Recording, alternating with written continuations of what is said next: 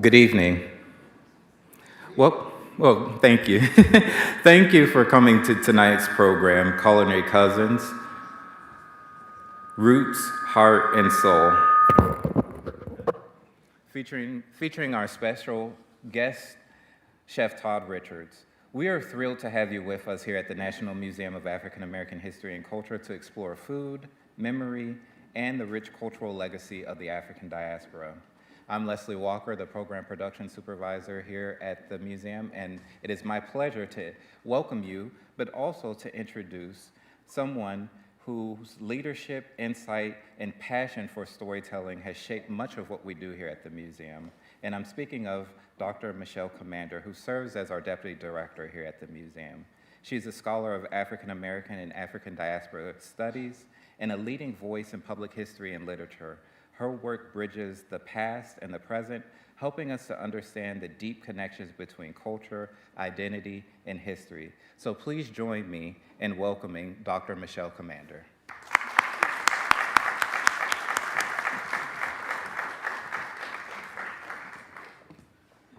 Good evening, everyone. Welcome to the National Museum of African American History and Culture. As Leslie said, I'm Michelle Commander, the museum's Deputy Director.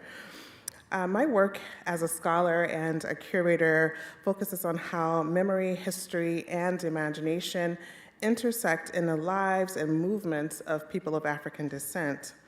I have long explored how Black communities remember, reclaim, and reshape narratives of slavery and freedom, whether through literature, cultural practices, or the act of traveling itself, which encompasses both physical and imaginative journeys. And when I was doing a lot of that work in the early 2000s, it took me to lots of places, the US South, and thinking about how people were creating Africa in my home state of South Carolina. But then I bridged out. I was in Ghana for many years, as well as Northeast Brazil, mostly in Bahia. So during my travels to Ghana, and I also had a Fulbright there where I taught at the University of Ghana, I examined how the histories of slavery and emancipation continue to shape contemporary identities and senses of belonging. These Black geographies connect Africa to its diaspora and highlight powerful stories of resilience, creativity, and community. Tonight's discussion is inspired by two of our museum's exhibitions, In Slavery's Wake and Cultural Expressions. Both exhibitions explore how people of African descent have carried traditions, memories, and identities across continents, generations, and culinary practices.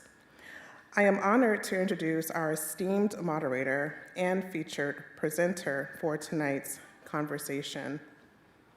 Joanne Hyppolite is the supervisory curator of the African Diaspora here at the museum. Her Haitian American heritage and research inform her curatorial voice and perspective on diasporic cultural expressions. Our special guest is Chef Todd Richards, an acclaimed chef and James Beard-winning author. His culinary work celebrates the diversity, ingenuity, and cultural significance of diasporic cuisine. He is the author of Roots, Heart, Soul, the story, celebration, and recipes of African cuisine in America. Together, they will explore stories of migration, foodways, and the powerful role that cooking plays in preserving heritage, cultivating joy, and fostering community. Please join me in welcoming Joanne and Chef Richards.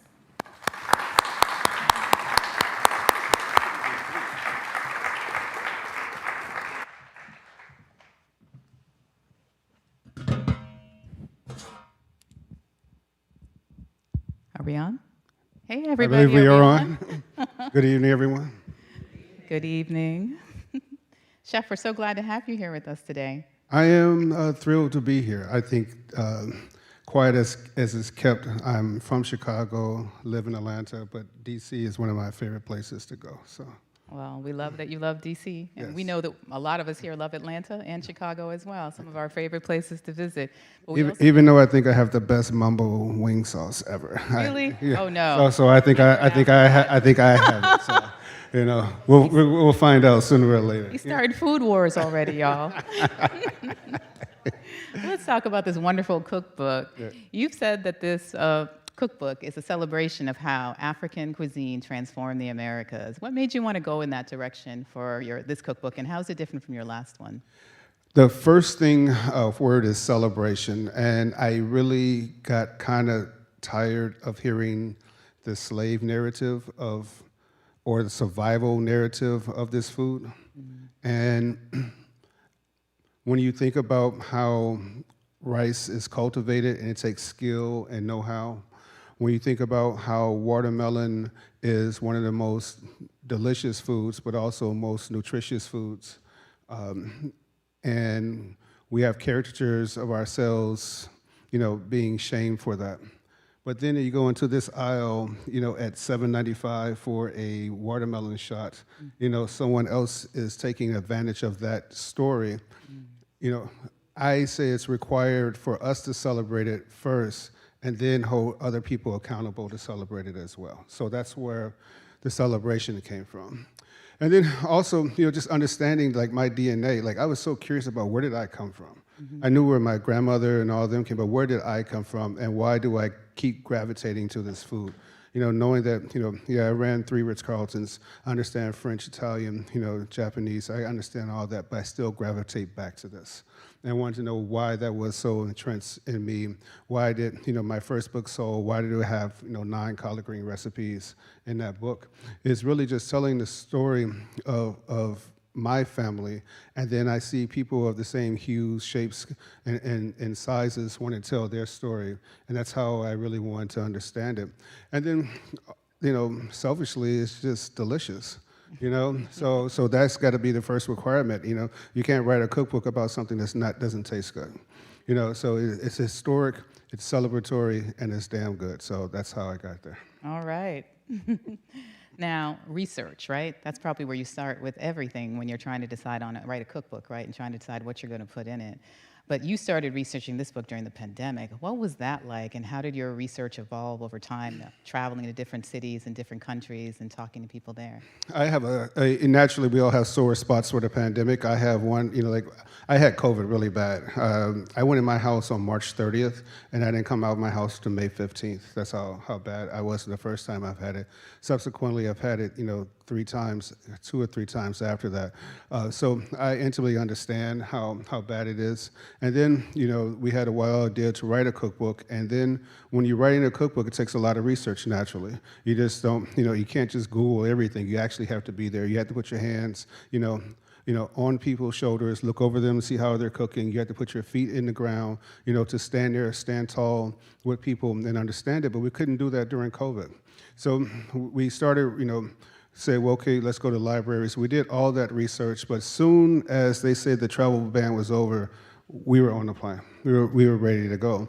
However, at that point in time, though, the book is already due. So we started doing all the food photography before we even finished writing the book, which is very difficult. And then putting together a team to do so is really difficult during the pandemic because some people still didn't want to travel and go about it.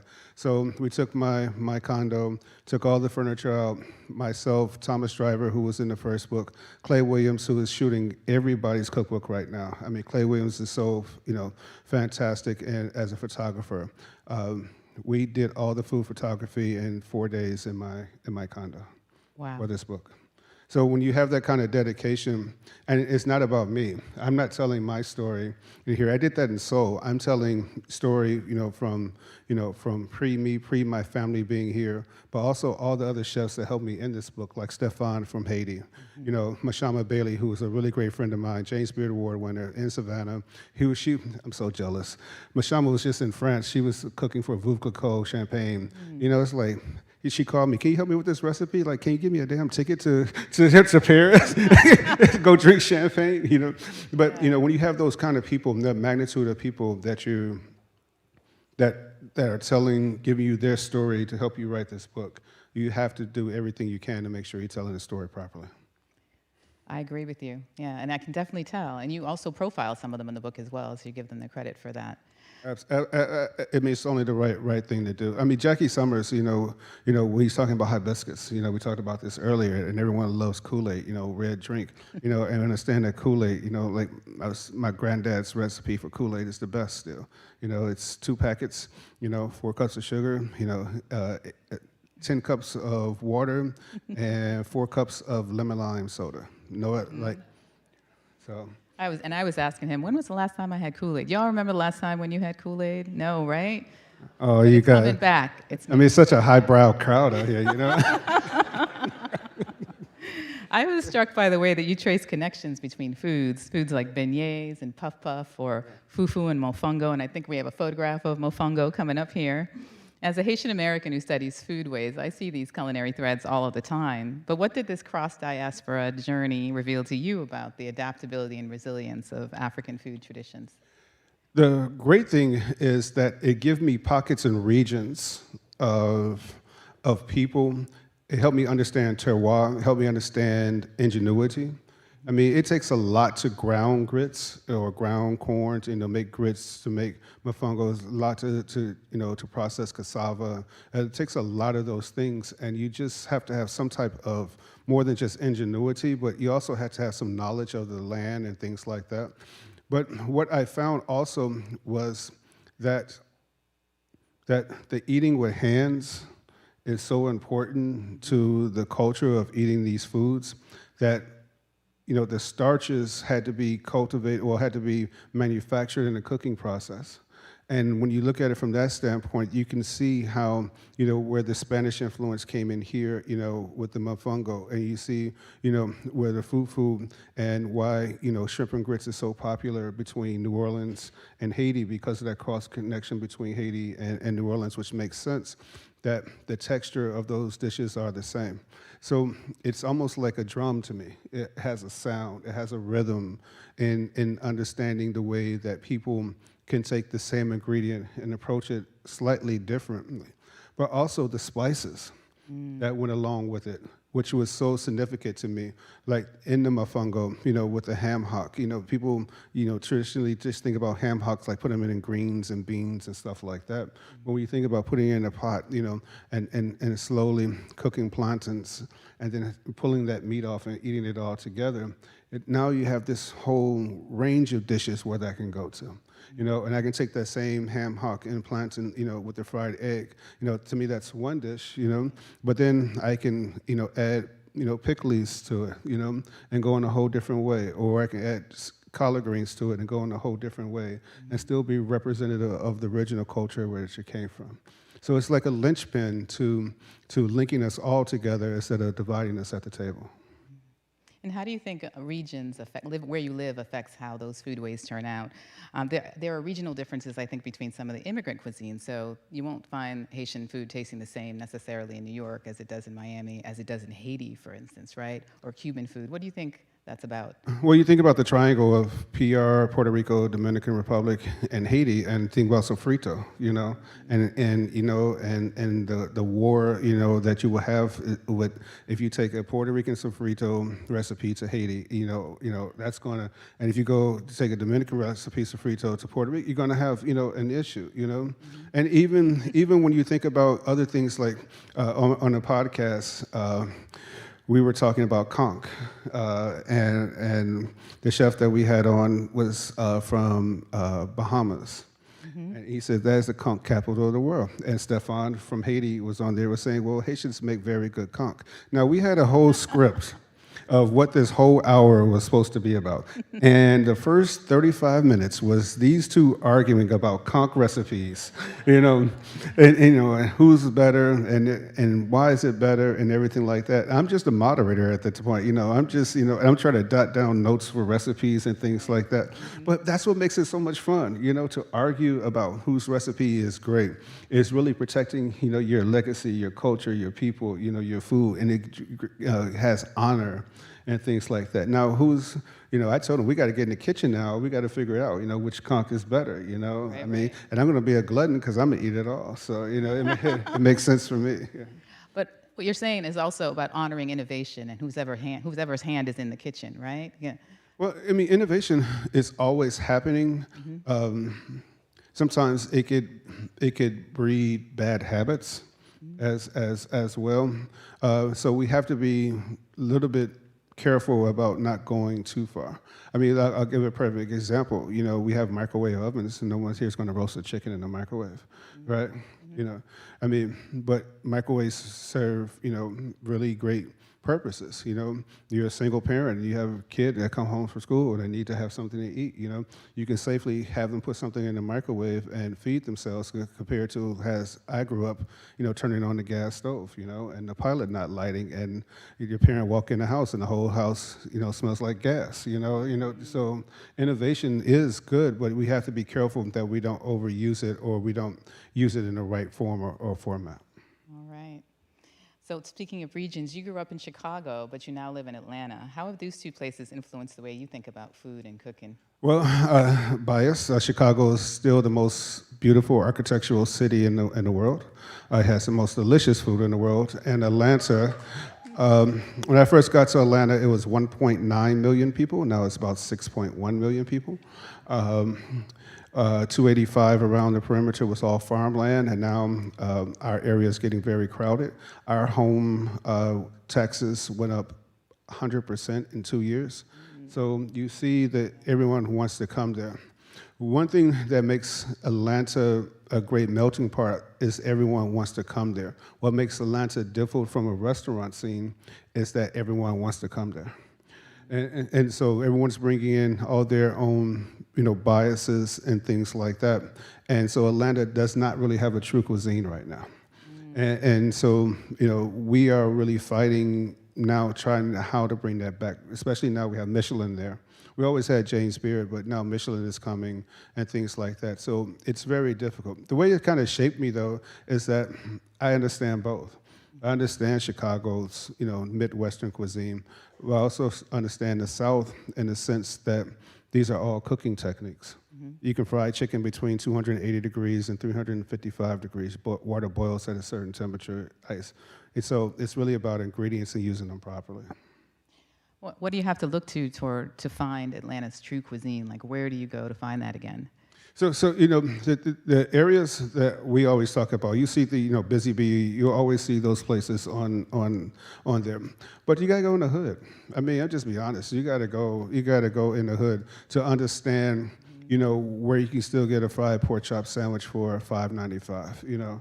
And then you just need to talk to those people because they know where every other spot is. I think, you know, from a fine dining standpoint, you do have a lot of legacy people like Jerry Cascala from Aria and things like that. But you still have to go into the hood and understand. And the hood in Atlanta is not what it used to be. I mean, it used to be, I mean, I wouldn't even go over there, you know. But now, I mean, it's just changed in the sense that everyone's welcome because we understand that everyone spends money. And everyone wants that cultural influence. They want to understand. And they want to brag, you know, around the water cooler. Yeah, I went to the Southwest Atlanta, you know, and I didn't get shot, you know, and I didn't get robbed, you know, and I ate a fried pork chop sandwich next to the guy, you know, who's up all night drinking all night, you know. So, I mean, you know, everyone wants to have cred based off of what we do anyway. Wow, that's a great answer. Thank you for that. So we got to talk about beach spaghetti, and I know we have a picture of that in the slides here tonight as well. This is probably one of my, you know, you're not supposed to have, you know, recipes are like kids. You're not supposed to have a favorite, but. Tell us about that dish and what it represents and why you chose to include it in the book. Doesn't it look good, y'all? Man, that does look good.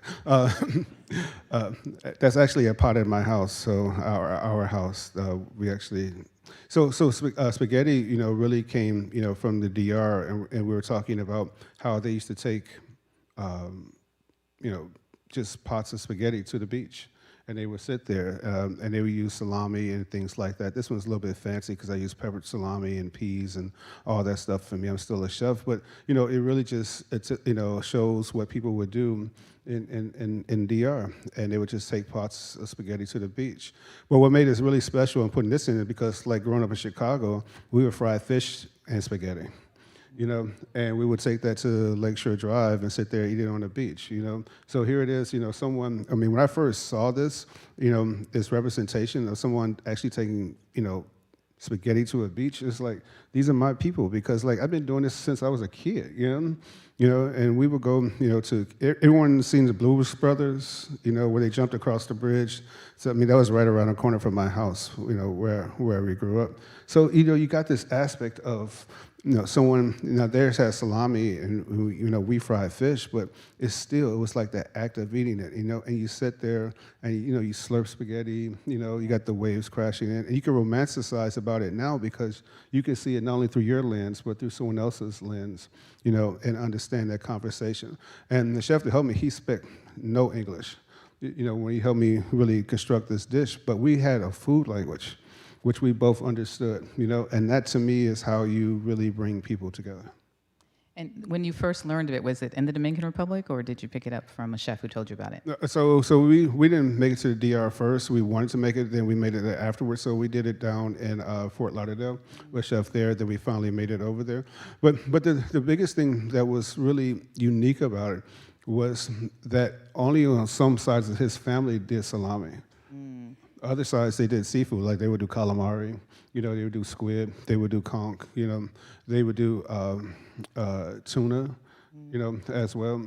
So they still had these Spanish-style, seafoods in the beef spaghetti, but it did not taste Spanish in the sense of the spices in there, like the paprika that was in there, the cumin that was in there was such, just gave the lime, like you don't think about spaghetti and lime, but squeezing the fresh lime across the top, was so fascinating.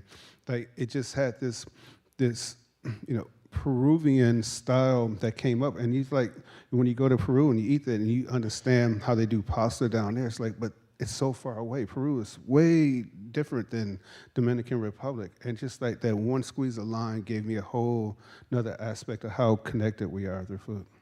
Well, I love that you included it in the book, because when I saw that picture, it reminded me of my mom's spaghetti. We did Haitian spaghetti. It looks a lot like this, but... So Stefan is mad at me because I didn't put the Haitian spaghetti in the cookbook, but that's, he needs to get his own publisher and write his own... Yeah, right, exactly, his own cookbook. Yeah, write his own cookbook, One quick note, though, that in a lot of ways, especially on the south side of Chicago, you'll see spaghetti in long form. You'll see it in broken form, too. Like, we'll break it and bake it and things like that. And when I approached him about doing it for this, he said they would never, ever do that. They said they would never break it and things like that. It has to be in that format. And it's the way that they eat it. And also it helps because like with the kids eat it with their hands, so they kind of wrap it around their fingers and eat it that way. So we were going to do a broken spaghetti, and we took that whole recipe out. Wow. Yeah. So you talked about the podcast earlier. This book has inspired a podcast called, right, after the name Roots, Heritage, Soul. What made you want to continue the conversation in that format, and what other stories have emerged? Was there anything you wish you had included in the book that didn't make it? Well, with Soul, I wrote Soul first, and we did a podcast with that, and so it made sense to do a podcast with Roots, Heart, Soul after that, in order to do so. But there were so many things that we could not capture in this one book. So in Infinite Wisdom, we just kept writing because we were in COVID and we had nothing else to do. So there's a whole nother section of the book that didn't make it in the book because the book was too big. So we got to the Southwest around, the Buffalo Soldiers stories, and then we were going to California, and all of California is not. So that hopefully will start the third book. With the podcast, though, there's so many people who are doing so many great things who may not either have the platform or they need to share a platform. And that's what we really want to do with the podcast. And then it's opening up a whole set of different conversations about things that I didn't even think about, from the world of food. Where, we had Sean Chavis. Sean Chavis helped me write Soul, and she's into healthcare and weight loss. So we had a whole episode just on weight loss, her weight loss journey in the book. Her weight loss journey in life. And like so many people, commented on it and wanted her information, and they wanted to do it. So now she has this whole, her whole TikTok channel now, and her wellness channel, and all these things. And so I just want to capture as many people's stories as possible, help them tell their story to as many people as possible. and then, you know, let's sit down and just have genuine conversations about what the world is about. And you can find the podcast where? You can find podcasts, of course, where all podcasts are. You know, Apple, you know, Spotify, and then also we do upload on YouTube, and we film every Tuesday, 7 p.m. Eastern Time on Instagram. So I love that Roots Heart and Soul is rich in color, but also approachable. One of the hardest things I think people may imagine if they buy the book is, how do I get all this stuff from these spices and ingredients that aren't even from my own culture? Where do I find all this stuff? And the cooking techniques that they use in different cultures as well. How did you make the recipes approachable? And what was your strategy for making them accessible to everyone, right, without losing their soul and complexity? The first thing is that no ingredient you have to order. So you don't have to go to Amazon or any place like that to order ingredients. You can go to any grocery store, I think. I hate that word, but you can go to the ethnic aisle, I guess. I don't know how you have an ethnic aisle in a grocery store, but it's just food, but you know, but you can find stuff there if you can't find it. Secondly, the recipes are in even numbers. They're 2, 4, 6, 8, 10. 2 cups of this, you know, 2 cups of that, 4 cups of that, you know, and a teaspoons, because everyone does 2, 4, 6, 8, 10, you know. Us crazy musicians like myself do 1, 3, 5, 7, 9. So I took that out of the equation. And then there's all kind of linchpins of stuff in there. I mean, you know, onions, you know, just basic things, onions, peppers, celery, but this is basic food just done really delicious.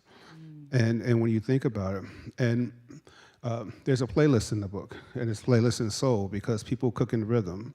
And I want to make sure that people, you know, use their senses in cooking, so that when you frying fish or you put bacon in a pan, it's loud when it starts and it's roaring.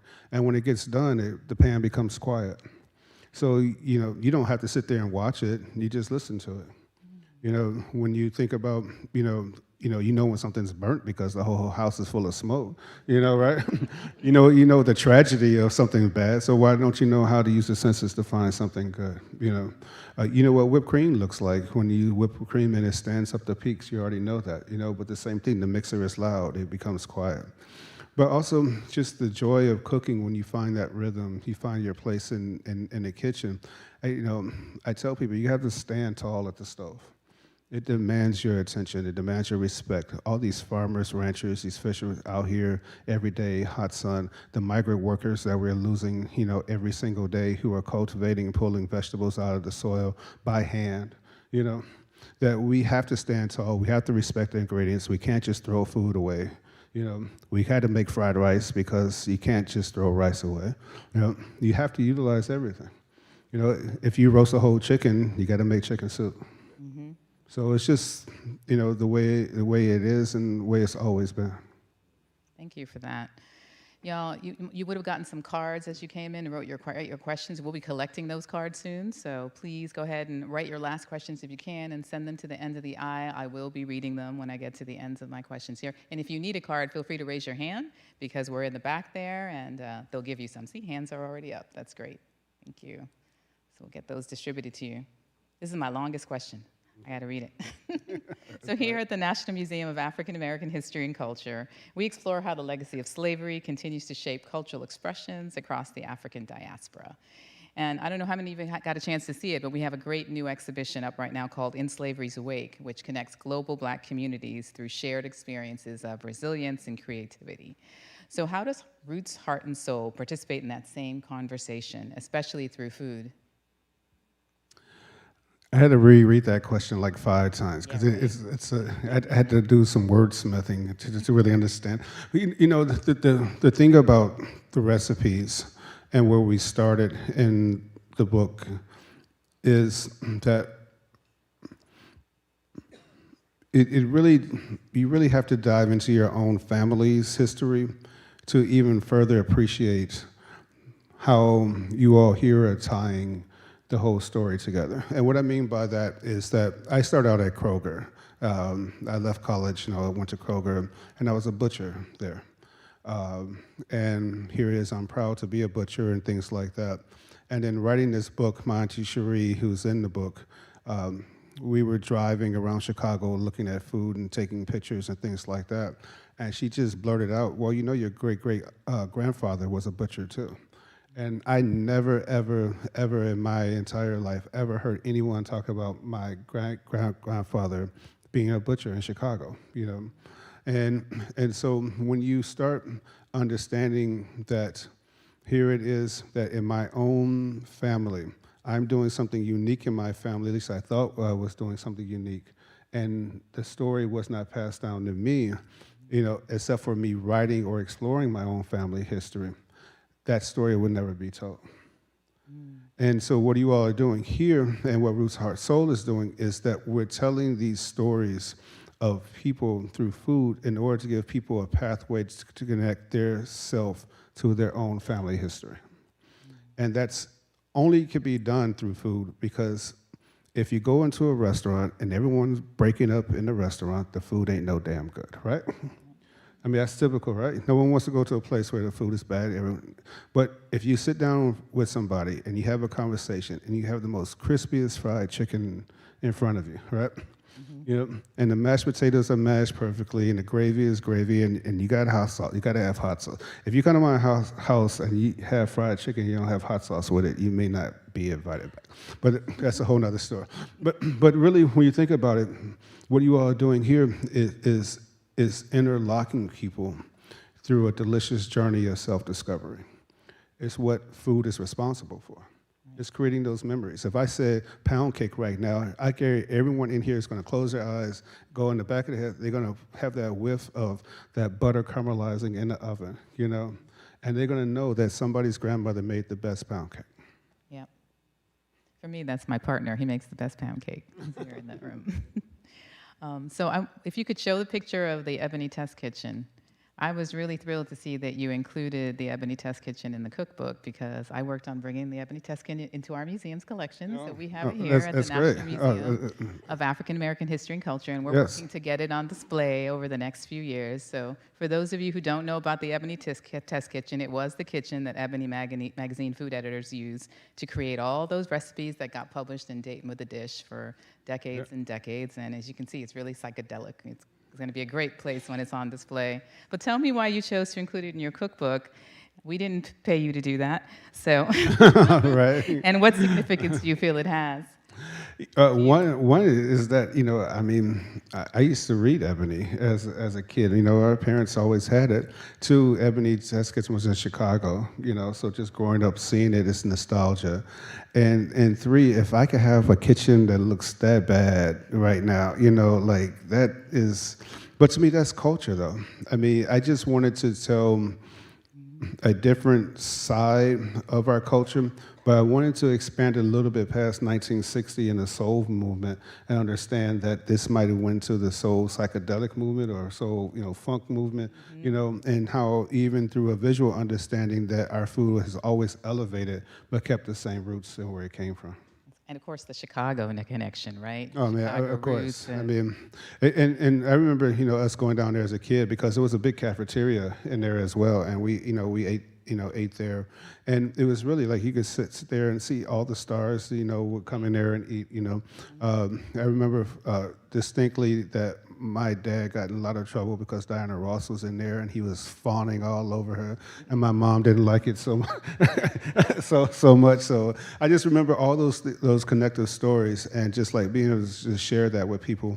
I don't think most people even understand how influential the Ebony Test Kitchen was. Yeah, and we're excited to be able to share it with you all someday in the future soon. Yep.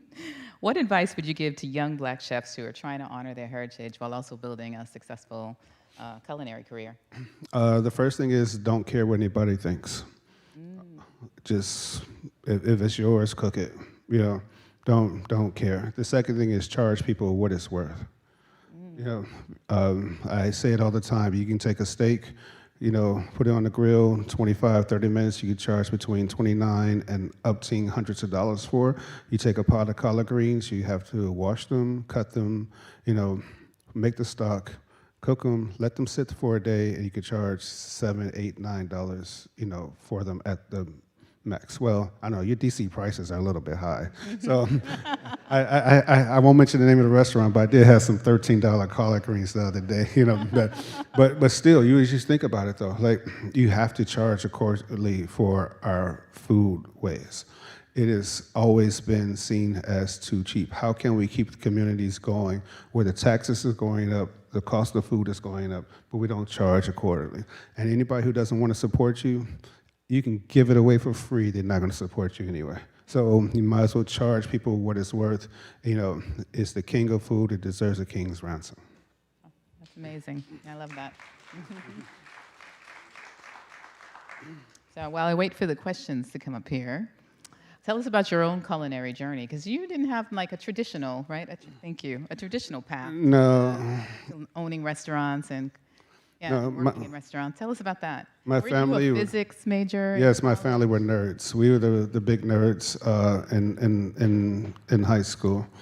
Interesting story that, you know, Gloria is my wife now. We went to high school together. She turned me down in high school, so I got the cheerleader now. So, you know, but we went to Hyde Park High School, and we were at the University of Chicago at the same time. We kind of had this dual education. And then I was going to University of Illinois, Chicago, then went to University of Illinois, Champaign, and was transferring to Georgia Tech, and was in the physics program. But I was really bored. I mean, because we were in college, you know, taking college classes, you know, all through high school, and got down there. I went down for Freaknik in Atlanta. People said it was a bad thing, but I survived it, so I think it was great. But I just stumbled into Kroger and started, you know, butchering. There was another restaurant across the street that needed somebody to work the grill, started there. But to me, it's the same applied science. We think about the physics of it, but also my parents put us in music school. So, you know, playing music, you know, started on guitar at 5. It fed both sides of my brain, you know, the really scientific side, but also the artistic side, what food does. But then there's a bit of insanity that goes along with it, because we cook all these dishes and we put them out, we put them in a window, and it is fleeting, it is decaying, it is going away right in front of my eyes. And I spend repetition day after day after day trying to recreate that moment in time every single time. And, you know, people think that, you know, everything is supposed to taste the same, but all chickens don't taste the same. You know, collard greens in different seasons have different, you know, thickness of leaves. So nothing tastes the same all the time. So we have to kind of get as close to it as possible. So when you see chefs, you know, like, you know, Gordon Ramsay was notorious for just going crazy, but it's really just that boiling point that you have as a chef, that you're trying to recreate something, knowing that you can never, ever do that exact thing that you did so well just 5 seconds ago. Wow. Question time. Question time. You mentioned repurposing food, making fried rice out of rice, et cetera. How can I figure out recipes to repurpose leftovers? That's a sore spot in our house because I don't eat leftovers. I cook them for everybody, but I don't eat that much anyway. But you know, the biggest thing is really giving yourself enough time to plan. I tell people that to begin with. You know, most delicious leftovers are usually for breakfast. You know, so you know, you have a steak left over. That's either steak and eggs or hash. You know, we think corned beef hash kind of came out of that same genre of food. Things like grits, you know, like you make a pot of grits, and it's like, what I'm gonna do with the rest of them? Well, you cut them up in cubes, throw in some flour, and you fry them. Now you got fried grits, you got grit croutons. So it's really just using the appropriate technique for what you have left over. And secondly, you know, there's more technology. Like freezing things is so great right now. Freezers are some of the best ways to preserve things. I mean, we made some crowder peas, you know, and stuff like that. And, you know, we got a big batch of crowder peas in our freezer, you know, and every time we want some, you know, we bring them out, we heat them up. So use all the sources around. But also, you know, if it's something fresh, eat it, you know. And if you made too much, call somebody over, you know. You know, so build a community that way as well. You know, you don't want it to go to waste. Call somebody over. You know, if you cook that well, I'm sure you're gonna have a lot of people coming, Right. knocking on the door anyway. Yeah. Yeah, who doesn't want a meal, right? How do you honor traditional recipes while also giving yourself permission to change or reinterpret them? Like, where is there a line? There's always a line, but it's judged by people who can't do it. Tell us what that means. So, people, barbecue is one of the easiest food to judge because most people can't do it themselves. They don't have this equipment, they don't have the time, they don't have that, so they can always say, well, this don't taste right and things like that. And I always invite them, well, go buy a smoker, get a 12-pound brisket, learn how to cook it, so that brisket is lean on one side, fatty on the other side. How do you cook a brisket to make sure that the lean doesn't get overcooked, but the fatty? So, like I said, it's always that. When it comes to tradition, though, what do you have, So me and my sister, we're 7 years apart. My sister and I grew up in the same house. We're 7 years apart. When I left home, she spent a lot of time with my neighbors next door from Arkansas. My sister, collard greens, has collards and turnips in her collard greens. She puts turnips in there.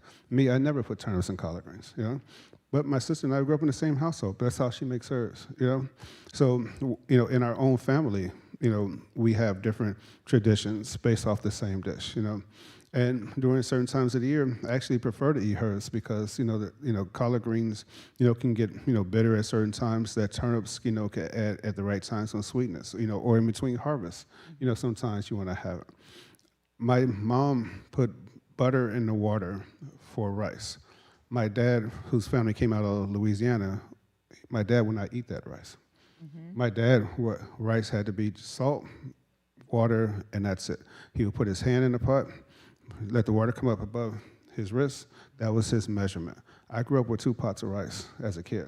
Mm-hmm. Mm-hmm. So the next day, Dad would make red beans for this rice. Mom would make rice pudding for this rice. So you just take it for what it's worth and just make sure it tastes good. Great. A lot of us are trying to reconnect with our roots, including through food. What advice would you give to someone trying to learn about their family's culinary history? In someone's drawer at the house, somebody has some recipe cards somewhere. Mm-hmm. And that's the first thing you have to do. You have to go find those recipe cards. And then you have to stand back and scratch your head. You got to figure out what the hell were they making.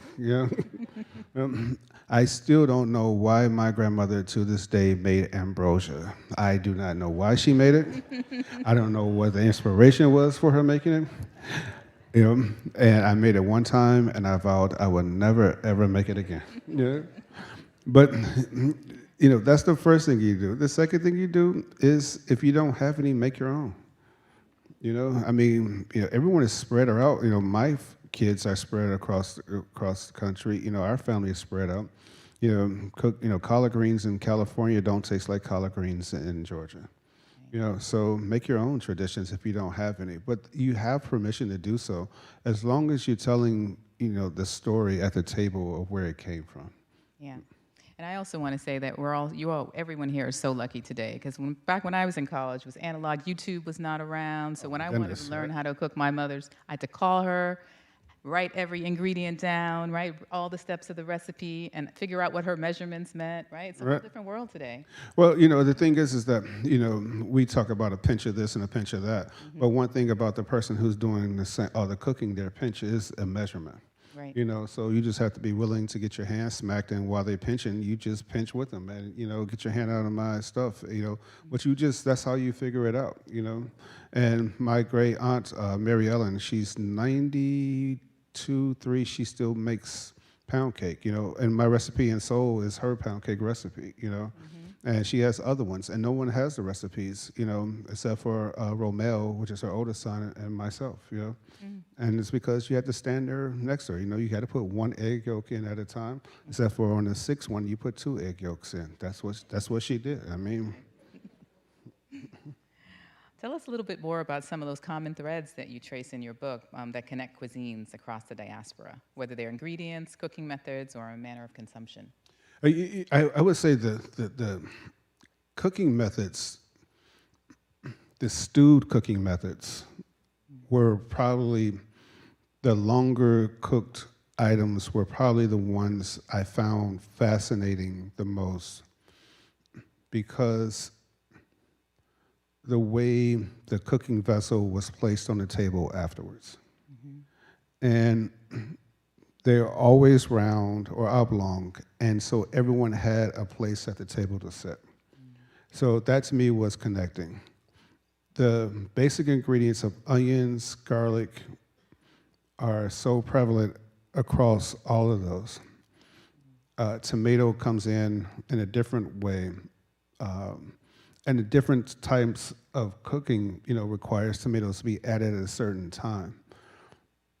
The coast, though, is something totally different than being landlocked when it comes to these recipes, though, which I don't think that I understand it because I cook every day, why catfish is fried and now grilled, because it makes sense to be grilled, when you think about the amount of oil in it coming from a river fish. But catfish does not translate well to coastal recipes in the sense of things you can do with snappers and stuff like that. Like you will not have catfish tartare, right? Or catfish ceviche, right? Like, no, everybody here like, no, we ain't doing that, right? right? But then you think about it, if I said, if I took a catfish and approached it like a sardine, because of the oil content that they have, and I can smoke it, I can grill it, I can fry it, I can pickle it, then I have that same kind of cross-cultural connection there. And I think those kind of things, when you start understanding that the technique also is derived from where you are to water, makes a bigger difference to cuisines than we might give credit to, because everything is so available. You can get king crab from Alaska right now. You know, online, you'd be at your door in 2 days. I mean, so you're like, well, you think it's just that easy, but it's really, really not. When you get to real cooking techniques, it's quite difficult if you're not understanding the true nature of the fish and what you're getting. Love that. What's a dish from the book that completely surprised you, either in the way it came together or how people responded to it? I think we had a picture of the Puerto Rican steak. That was so good. I mean, the whole house just lit up. And I used flat iron steak on that one. And flat iron, most people don't know that flat iron is probably one of the most versatile pieces of meat that you can get from a cow, because you can braise it and it'll be the best pot roast that you ever had.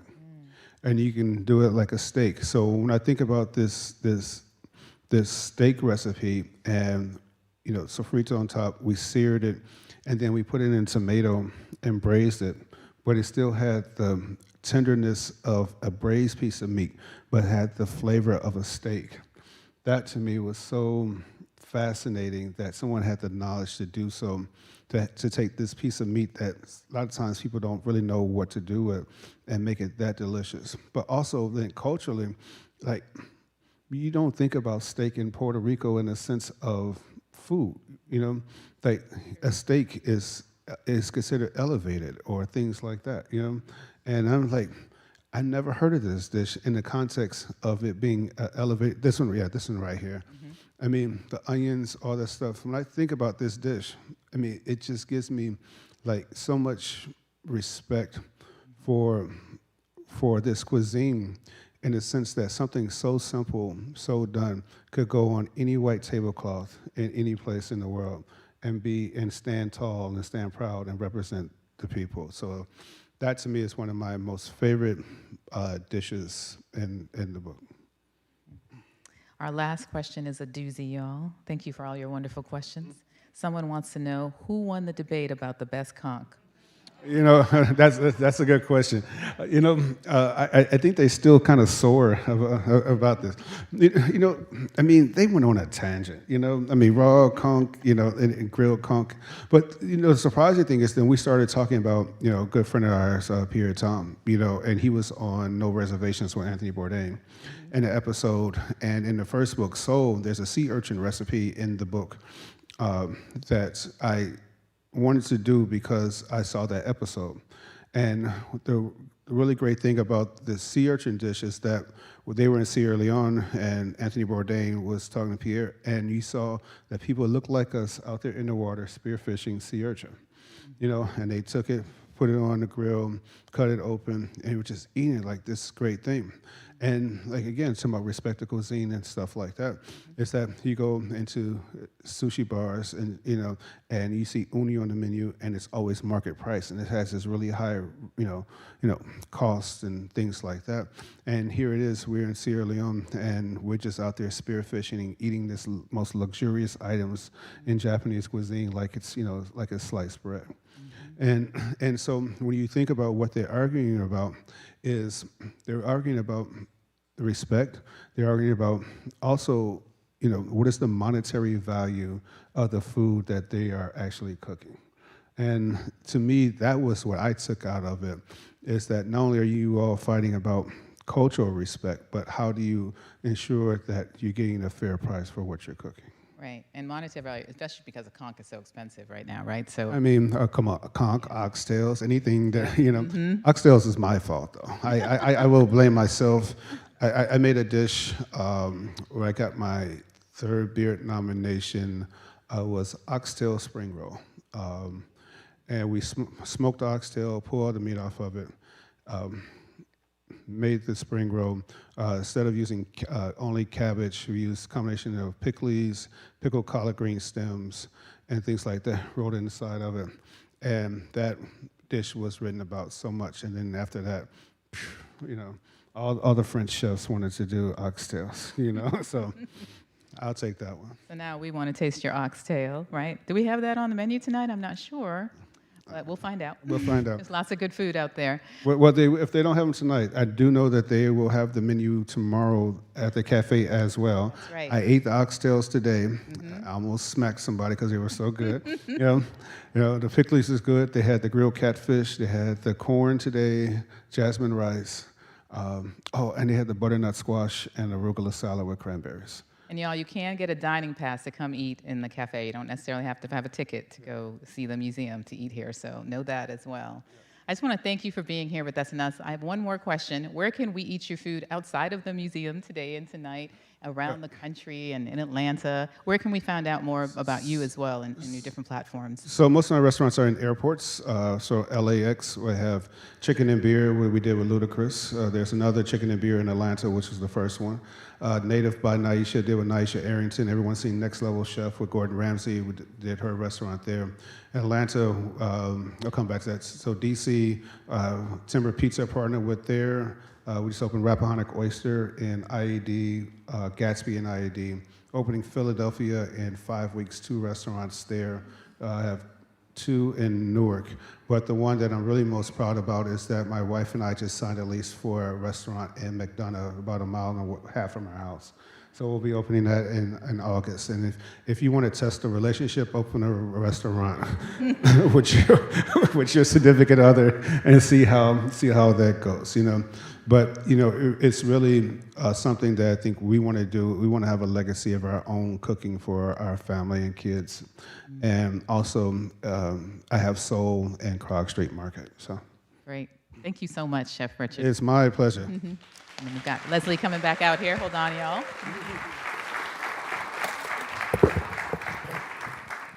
Let's give another round of applause for such a rich conversation.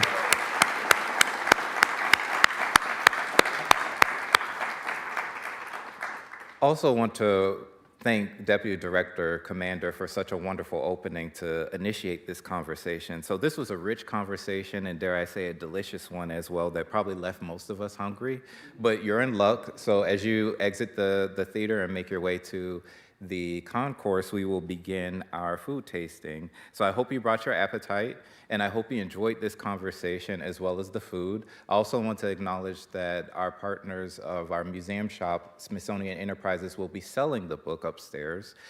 They're signed copies by Chef Richards, so please go upstairs and have the opportunity to purchase a book as well as speak with Chef Richards. So we have a lot to offer you tonight, and I hope you all enjoy it. So thank you so much again. I hope you have a wonderful dining experience and a wonderful evening. Thank you.